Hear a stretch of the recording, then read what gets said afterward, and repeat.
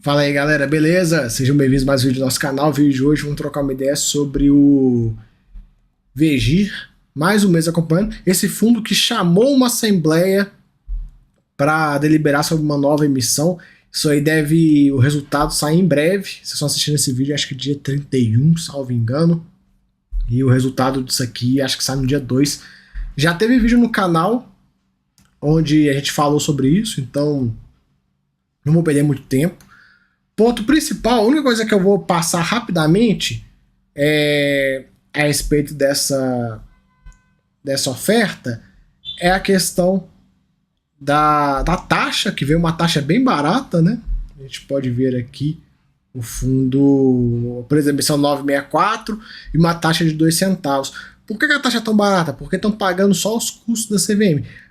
A priori, galera, é isso, viu? Vamos esperar para ver, porque tem um prospecto, a gente precisa ver o prospecto. Isso aqui a gente não sabe nada, né? É muito preliminar. Pode ser que o fundo esteja pagando alguma coisa, pode ser que a gestora esteja pagando alguma coisa, a gente não sabe. Então tem que esperar o prospecto para a gente poder discorrer mais sobre o assunto. Mas de toda forma, a priori, no primeiro olhar, é uma taxa bem legal, bem baratinha, que bom, mandaram bem. Hoje o fundo tem aí seus...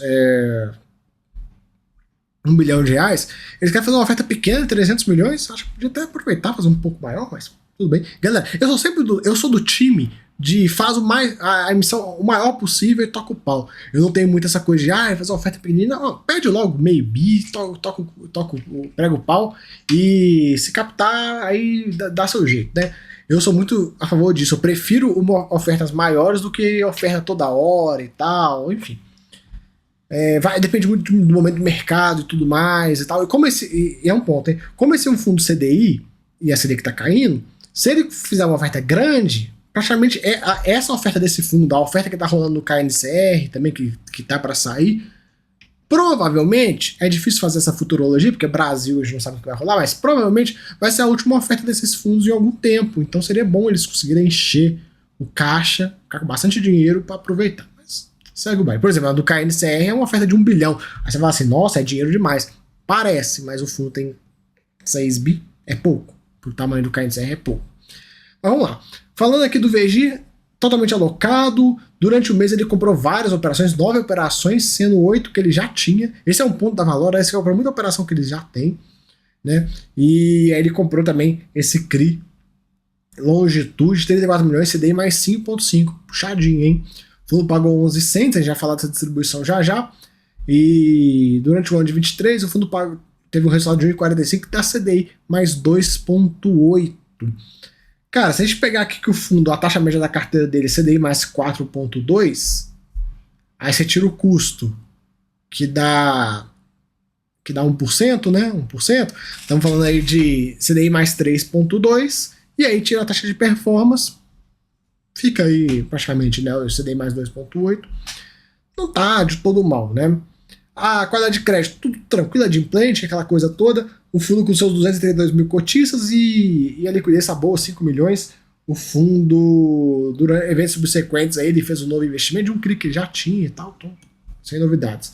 DRE, cara, gerou bem pouco frente ao distribuído. E a despesa praticamente mais que triplicou. Por que será? Eu imagino que seja a taxa de performance. Como a DRE é meio sem vergonha no que tange despesas, não é bem discriminado, aí fica difícil de saber por que a despesa saiu de 1 milhão e 600 para 5,7. Não está escrito em lugar nenhum no relatório. Hashtag surpresa, hashtag confia. Cara, DRE é uma coisa que deveria ser mais bem feita em vários fundos, né? E quem sabe um dia melhora, né? A gente já conseguiu algumas vitórias aí em batalhas contra fundos que tinham DRE ruins. Por exemplo, o caso... Cara, isso eu me orgulho.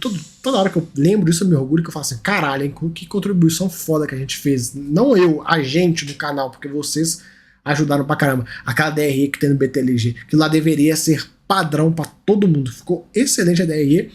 E, cara, o bom é isso, porque a gente vai ficar aqui batendo, aloprando os gestores, cobrando, né? Você sabe que eu tenho essa pegada, não sou aqui esses negócios que ficam falando, ai, que o fundo rendeu tantos por cento, veja bem aqui no Funds Explorer, quanto que rendeu. Eu não faço isso, não tô nem aí para quanto rendeu, PVP, essas baboseiras, isso aí é coisa básica que vocês aprendem a olhar, mas eu gosto muito de criticar pontos que eu vejo que precisam melhorar, porque eu gosto do produto e eu quero que o produto sempre melhore, né, galera? O pessoal acha que assim, o cara não gosta de fundo imobiliário e grava. Eu não teria um canal com sei lá, quase 5 mil vídeos, sei lá quantos vídeos que tem no canal já, falando de um assunto se eu não gostasse. Muito pelo contrário, eu gosto pra caramba. Por isso que quando eu vejo uma DRE sem vergonha, eu falo, né, em vez de ficar aqui naquele veja bem de outros canais que tem por aí, né? Mas enfim, o resultado foi 8, pagou 11, rapou o taxa da reserva, e ele comenta que o fundo tem uma reserva de 1 centavo para eventuais despesas, incluindo taxa de performance. O fundo, galera, nesse mês gerou o lucro foi bem baixo, olha só. Foi menos do que 100% do CDI, por isso que eu imagino que seja a taxa de performance que acabou pegando aí nesse resultado do mês. Não fica claro, a gente fica só tentando descobrir. Ele até coloca lucro líquido mensal antes do pagamento de taxa de performance dado nos meses de janeiro e julho, com competência referente aos meses de dezembro e julho. Então, imagino que seja isso, né? Imagino que seja isso, mas como não tá bem escrito, não tá falando assim, foram X milhões de taxa, a gente fica, né, no hashtag confia. Mas, se você pensar que o recorrente de despesa do fundo era algo próximo de 1,7 milhões, estamos falando aí de 4 milhões de taxa de performance. Por isso que eu encho o saco, porque é 4 milhões de reais que era para ir pro seu bolso e foi pro bolso da gestora, então, no mínimo, é uma DRE decente que eles têm que fazer, né? Já que estão ganhando esse dinheirão fácil assim, né? Aqui a carteira de ativos dele, a gente consegue ver, tem algumas concentrações aqui em cima, né? Mas agora que a emissão vai melhorar. O fundo hoje tem 1 bilhão, ele tá até com uma certa alavancagem aqui, e entrando os recursos da oferta, reduz a alavancagem e aumenta um pouquinho. Não vai ser suficiente para conseguir deixar essas exposições aqui de 7% abaixo dos 5%, que é o que eu gosto, que eu acho ideal, mas vai melhorar um pouquinho. Né? Melhora um pouquinho, não é muito, mas melhora um pouco. A gente segue acompanhando. Se ele estivesse fazendo uma oferta de 500 milhões e captasse tudo, fosse para 1,5 bi, aí essa posição já daria 5%. Né? Mas faz parte. Aqui o fundo 100% alocado em CRI, ele não tem caixa. Fundos da Valora, de via de regra, eles não ficam com caixa, eles gostam de manter o fundo o máximo possível alocado. E esse aqui é o fundo CDI+, né? A gente lembra que na Valora a gente tem cada fundo por um indexador, mais ou menos o que a Kinea faz. Não é tão diversificado igual a Kinea, né? Para a Kinea tem o High Grade CDI, o High Grade IPCA, o High Yield PCI, o IPCA, o High Yield CDI, mas tem dividido os produtos por indexadores, né? Aqui a gente vê o fundo muito focado em residencial, é o carro-chefe, né? Tem muito Elbor, o risco Elbor aqui é gigante, Elbor. Enfim, Elbor. Tem uma penca de dinheiro em Elbor, é isso aí, a gente precisa ficar esperto, porque não entra no mérito se a Elbor é boa ou não. Mas quando você tem uma concentração muito grande, se você pensar, 7, só que tem 21%, a grosso modo. Aqui embaixo tem mais 22%. Então estamos falando assim de mais de 20% do fundo em uma empresa somente. Se der problema, vocês já viram, vai implodir. Concentração nunca é bom, viu, galera? Claro, não estou aqui falando que a Elbor vai pro buraco, nem nada do gênero, mas eu só alertando para vocês que o ideal, né, é sempre diversificar. Isso aí é um ponto que a gente tem que ficar com atenção. O fundo hoje tem 7,1% da carteira em operações com rating internacional, né, as operações que a gente já está ligado, operações de nível mais elevado. Parte dessas operações em garantia tem, já comentei com vocês disso nos vídeos passados. Carteira dele, CDI mais 4,2%, né, taxinha aí de middle risk, né, nada demais. E aqui os últimos pagamentos fica nessa casa de 11 centavos, o fundo ainda tá... Claro, ele pagava 11, pagava 13 no passado e tal, pagava bem mais no passado. Tá perdendo força, mas ainda tá ali num nível razoável, né? Vamos ver onde é que a Selic vai parar. A Selic estacionando, a gente vai descobrir quanto é que fica o patamar de distribuição, e aí a gente consegue julgar melhor se tá caro, se tá barato. É difícil você colocar um preço num fundo CDI num momento de tanto de alta quanto de baixa de Selic, porque Conforme as coisas vão acontecendo, ele vai perdendo força de pagamento. E aí, a tendência é que a cota acompanhe. Muito claro que muitos de vocês hoje veem, por exemplo, o KNCR, esse fundo, tá com ágio, não era para estar caindo agora, que a Selic tá caindo e tal. Só que é o seguinte, a gente não pode ficar, né, também ser assim. Tem gente que fala, é um absurdo, não sei o que, era pra estar caindo, não sei o que, você não falou que fundo CDI ia sofrer, não sei o que. Cara, calma, vocês são muito imediatistas, né? Você entendeu o seguinte, olha os outros fundos de papel. O que os fundos IPCA estão pagando frente a esses caras? Ah, você tem que tá caindo. Foda-se.